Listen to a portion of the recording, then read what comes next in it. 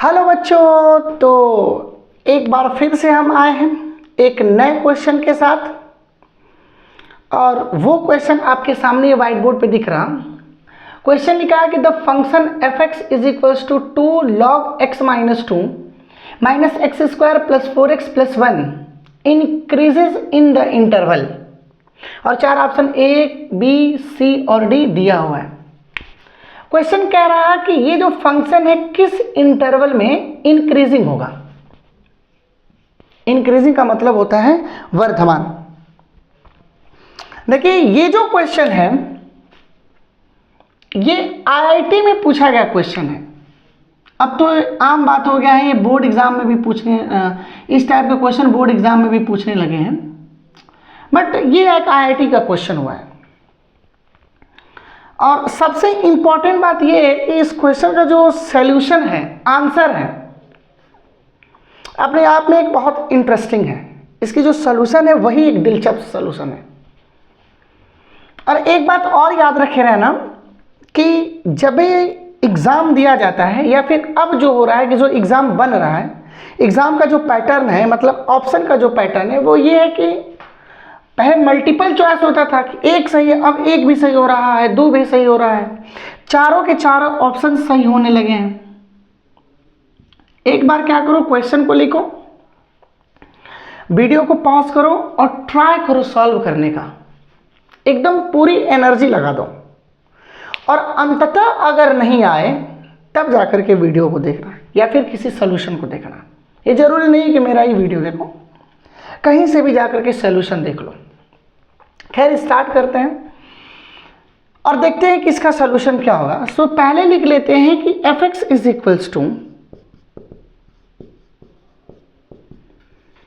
2 log x minus 2 minus X square plus 4x plus 1। ये हमारा question है। 2 log x minus 2 minus X square plus 4x plus 1।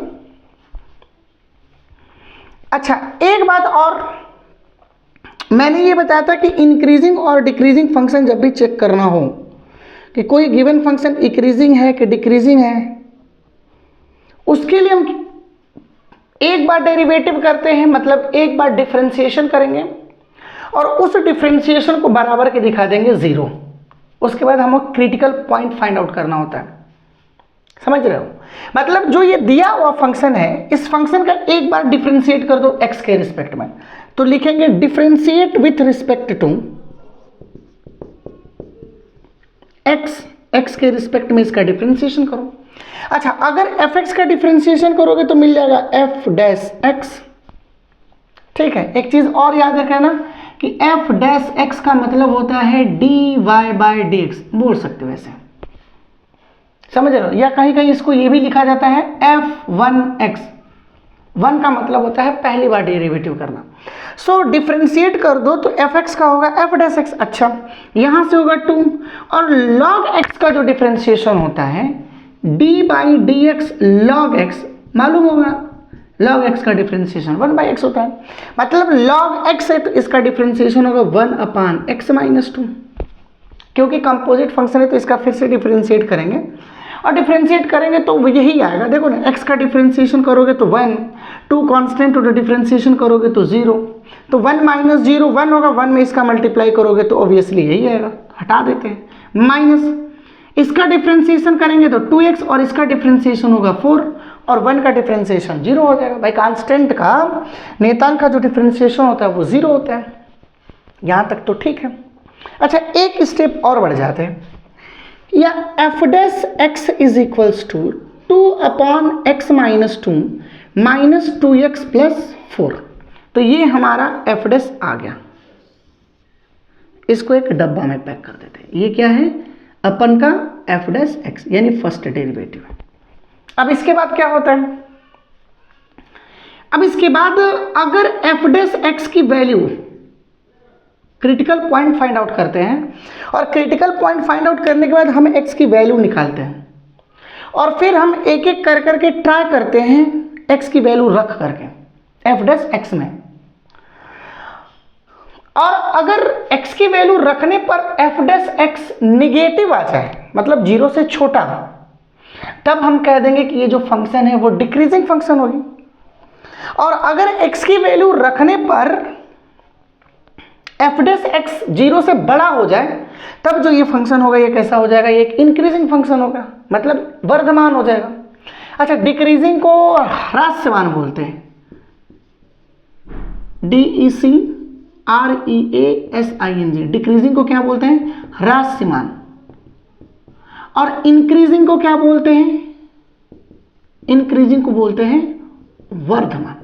तो अगर F dash x 0 से बड़ा हुआ तो ये होगा, और अगर 0 से छोटा हुआ तब ये वाला होगा, ये वाला डिक्रीजिंग। ठीक, आओ तो क्रिटिकल पॉइंट फाइंड आउट करते हैं। तो क्रिटिकल पॉइंट के लिए क्या करना पड़ेगा, तो लिखना पड़ेगा for critical point F dash X is equals to 0। F dash X की जो वैल्यू होनी चाहिए वो 0 के बराबर क्रिटिकल पॉइंट के लिए। अब क्रिटिकल पॉइंट ये आ गया मेरे बच्चे, तो ये होगा 2/x - 2 - 2x + 4, this should be equal to 0। इसको सॉल्व करो, x की वैल्यू निकालो। अच्छा, अगर ये -2x बराबर के इधर जाएगा तो +2x हो जाएगा, और +4 बराबर के इधर जाएगा तो -4 हो जाएगा। यानी क्या मिलेगा हमें, सो 2/x - 2 बराबर -2x उधर जाएगा तो +2x, और 4 इधर आएगा तो कितना होगा, -4। बोलिए, इतनी बात समझ में आ गई। अच्छा, अब देखिए इन दोनों में से कुछ कॉमन दिख रहा, इन दोनों में से कुछ कॉमन दिख रहा है 2, तो क्या होगा, सो 2/x - 2 इज इक्वल्स टू, और 2 को अगर यहाँ से कॉमन निकालोगे तो यहाँ से मिलेगा x, और यहाँ से निकलेगा तो क्या बचेगा, बचेगा 2। सो यहाँ से 2 से 2 कैंसिल, तो क्या मिलेगा, 1/x - 2 is equals to x - 2। अब ये इधर जाकर के इससे मल्टीप्लाई हो जाएगा, तो कितना होगा, 1 is equals to x - 2, x - 2 का x - 2 में मल्टीप्लाई करेंगे तो होल स्क्वायर होगा। अच्छा, स्क्वायर का फार्मूला मालूम है ना, अरे स्क्वायर का फार्मूला बोल रहे हैं, स्क्वायर रूट, कि अगर x square is equals to 4 है तो x इज इक्वल्स टू +-2 होता है। ये छोटी छोटी बातें याद रहनी चाहिए, बहुत इंपॉर्टेंट, बहुत काम की बात है। स्किप ना करना कि x square is equals to 4 तो x इज इक्वल्स टू 2 होगा। इसमें क्या होगा कि अगर x इज इक्वल्स टू आप 2 लिखोगे तो x की एक वैल्यू को आप छोड़ रहे हो, और हो सकता है कि वो x की वही वैल्यू में आंसर हो, इसलिए स्किप एक भी रूट्स मत करना। खैर, सो x - 2 का whole square is equals to 1, so हमें मिल जाएगा x - 2 is equals to +-1, x is equals to +-1। कहाँ लिख दे, कहाँ लिख दे, कहाँ लिख दे, कहाँ लिख दे, कहाँ लिख दे, इसको मिटा दें, इसको मिटा दें। so, कितना हो गया, x - 2 इज इक्वल्स टू 1। अब एक बार x की वैल्यू, अब क्या करो, एक बार पॉजिटिव ले लो और एक बार नेगेटिव ले लो। देखो होगा क्या कि जब पॉजिटिव लोगे तो x - 2 इज इक्वल्स टू +1, तो x इज इक्वल्स टू 3 होगा, तो x की वैल्यू एक 3 आ गई। और जब नेगेटिव लोगे तो x - 2 इज इक्वल्स टू -1, तो x इज इक्वल्स टू -2 उधर जाके +2 हो जाएगा, यानी 1 आ जाएगा +1। तो हमें x की 2 वैल्यू मिल गई, कौन कौन सी, एक x बराबर 1 मिल गया और एक x बराबर क्या मिल गया, 3। तो यही क्रिटिकल पॉइंट हो गया, x बराबर 1 और x बराबर 3, ये क्रिटिकल पॉइंट हो गया। यहाँ तक सोल्यूशन समझ में आया। क्या किया हमने, जो गिवन फंक्शन है वो लिखा, एक बार इसको डिफ्रेंशिएट कर दिया, अवकलन कर दिया, इसके बाद एफ डैश एक्स हुआ, ये हमने डब्बा में पैक कर दिया एफ डैश एक्स। फिर इसके बाद हमने क्रिटिकल पॉइंट फाइंड आउट किया। तो क्रिटिकल पॉइंट का मतलब होता है कि एफ डैश एक्स की वैल्यू को 0 दिखाते हैं। फिर इसके बाद हमने सॉल्व किया तो x की वैल्यू 2 आ गई, एक x बराबर 3 आ गया और एक x बराबर 2 आ गया। तो यहां तक तो समझ में आ गया। अब क्या करते हैं कि इसको थोड़ा मिटा देते हैं, इसको मिटा देते हैं। अब नंबर बनाओ, तो एक लाइन ड्रॉ करेंगे और इस पर लिखेंगे 1 और एक बार यहां पे लिखेंगे दूसरा 3। अब 1 और 3 के बीच के इंटरवल को चेक करो, तो 1 और 3 के बीच में एक नंबर ले लेते हैं, क्या, 2। भाई 2 1 और 3 के बीच में आता है। देखिए अपने मन से आर्बिट्रेरी कुछ भी ले सकते हो, 1 और 3 के बीच में 1.1, 1.2, 1.3 या 2.9 कुछ भी ले सकते हो। हमने एक सिंपल ले लिया 2 ताकि कैलकुलेशन ईजी हो जाए। अब इस 2 की वैल्यू इस बक्से में रखो तो कितना होगा? सो जब x इज इक्वल्स टू 2 यहाँ पे रखोगे मेरे बच्चे, सो 2 अपान यहाँ पे रखोगे 2, 2 माइनस 2 होगा, और 2 माइनस 2 होता है 0, और आगे अभी छोड़ दो। मतलब अगर किसी भी फ्रैक्शन का डिनोमिनेटर 0 है तो वो फ्रैक्शन एग्जिस्ट ही नहीं करता। मतलब अगर हम यहाँ पे 2 रख दें, भाई 1 और 3 के बीच में 2 आएगा, तो अगर हम x के जगह पे यहाँ पे 2 रख दें तो 2 अपॉन में 2 माइनस 2 0 होता है।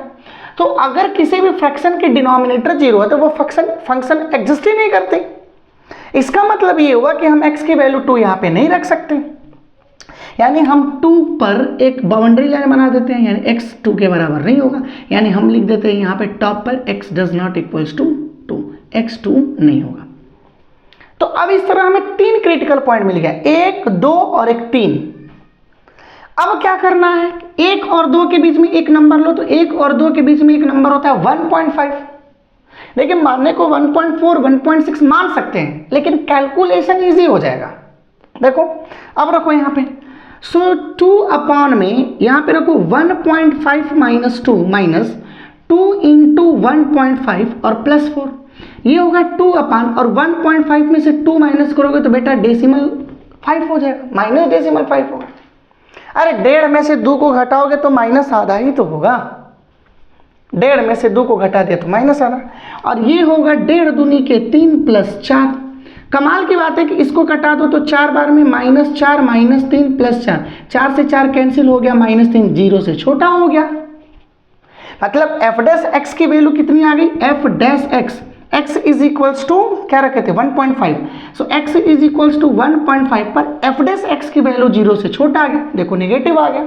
इसका मतलब ये हुआ कि 1 से 2 के बीच में ये नेगेटिव वैल्यू देगी, यानी ये डिक्रीजिंग ऑर्डर हो गया, मतलब एक डिक्रीजिंग फंक्शन हो गई, यानी 1 से 2 में ये डिक्रीजिंग होगा तो पहला तो ऑप्शन खत्म हो गया। अच्छा इंटरवल क्या देखना है, 2 1 2 3, तो ऑर्बिट यहाँ पे 4 लिखा हुआ है तो ऑब्वियसली इसको भी हटा दो, हटा दो। समझ रहे हो मेरी बात, हमको 3 ही तक तो देखना है, 4 क्या कर रहा है तो 4 को हटा दे, तो 2 ऑप्शन तो एलिमिनेट हो गया, बचा 2 ऑप्शन। अब क्या करो कि 2 और 3 के बीच में एक नंबर ले लो, सो 2 और 3 के बीच में अगर एक नंबर लेंगे तो वो 2.5 ले सकते हो। भाई 3 रखोगे तो ये देखो 3 रखोगे तो 3 माइनस 1 सॉरी 3 माइनस 2 1 होगा, 2/1 2, 3 दूना के 6 और 4 ये 2 6, 6 माइनस 6 0, ना तो इंक्रीजिंग ना तो डिक्रीजिंग, इसलिए 3 पर नहीं 2 और 3 के बीच में एक नंबर लो 2.5। अब 2.5 रख के देखो क्या आ रहा है 2.5 2.5। अब इसको सॉल्व करो तो ये होगा 2/0 डेसिमल 5, भाई 2.5 में से 2 गया तो आधा, 2.5 में से 2 गया तो आधा, और 2.5 दूना के होगा 5 प्लस 4, ये कितना होगा कट जाएगा 4 बार में, तो 4 माइनस 5 प्लस 4, 4 4 8, 8 में से 5 गया 3 प्लस 3 ग्रेटर देन 0 हो गया। मतलब 2.5 पर f dash x greater than 0 हो गया, मतलब ये इस इंटरवल में तो ये पॉजिटिव वैल्यू दे रहा, इसका मतलब इसमें तो ये इंक्रीजिंग हो गया। मतलब 2 और 3 के बीच में ये जो फंक्शन है ये इंक्रीजिंग हो गई, तो ऑप्शन में दिख रहा 2 और 3, 2 और 3। अच्छा एक ऑप्शन और बच रहा 5/2 का मतलब, तो ध्यान से देखिए तो 5/2 का मतलब होगा 2.5, और 2.5 में f डैश x पॉजिटिव आ रहा, 5/2 का मतलब 2.5 होता है, और 2.5 पर ये पॉजिटिव आ रहा है f डैश x। या फिर ऐसे भी चेक कर सकते हो, ऐसे भी चेक कर सकते हो कि ये जो 2.5,3 है 2.5,3 जो है ये सबसेट है 2,3 का, मतलब ये इसके इंटरवल में आ रहा। भाई इसके बीच में जितने सारे नंबर्स हैं वो सब में इंक्रीजिंग होगा, और ये कमाल की बात है तो इसके बीच में आ रहा, ये इसके बीच में आ रहा, 2.5 2 से बड़ा होता है,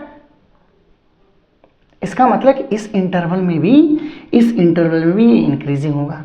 यानी अगर हम ऑप्शन की बात करें तो जो करेक्ट ऑप्शन होगा, जो करेक्ट आंसर होगा वो ऑप्शन बी होगा और ऑप्शन सी होगा। समझ में आया सॉल्यूशन इसका? देखिए ये क्वेश्चन हमको बहुत अच्छा लगा, इसलिए हम सोचे कि एक बार इसको सॉल्व करते हैं और बताते हैं कि इसका सॉल्यूशन कैसे होगा। अच्छा है, इंटरेस्टेड है, इसलिए हमने इसको डिस्कस कर दिया। आई होप आप लोग को भी मतलब इसका सलूशन देख करके मज़ा आ गया होगा। तो जब भी कभी क्वेश्चन सामने आए तो उसको छोड़ो नहीं, गिव अप मत करो, लगे रहो, आंसर जरूर मिल जाएगा। तो आज के लिए बस इतना ही। एक बार हम अगले वीडियो में फिर से आएंगे एक नए क्वेश्चन के साथ। तब तक के लिए ऑल द वेरी बेस्ट।